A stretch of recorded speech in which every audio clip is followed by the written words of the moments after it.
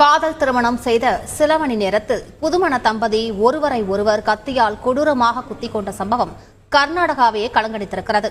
ஆண்டர்சன்பேட்டையில் உள்ள மண்டபம் ஒன்றில் கொண்டாட்டமாக திருமணமும் அரங்கேறியது.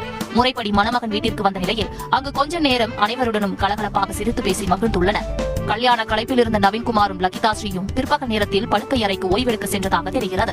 திடீரென பார்த்தால் உள்ளே பயங்கரமான சத்தம். நவீன்குமாருக்கும் லகிதாவுக்கும் கடும் சண்டை. வாய் தகராறு நீயா நானா என மாற்றி மாற்றி திட்டிக் கொண்டுள்ளனர். வாய் தகராறு வன்முறையாக மாறி இருவரும் மாறி மாறி கத்தியால் சரமரியாக குத்திக் கொண்டனர்.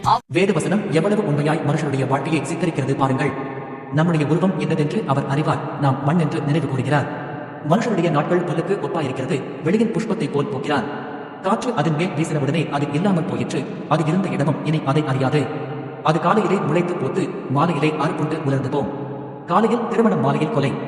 அன்பு என்பது தேவனால் உண்டாயிருக்கிறது. அதை பெற்றுக்கொண்டு நீங்களும் மற்றவர்களிடத்தில்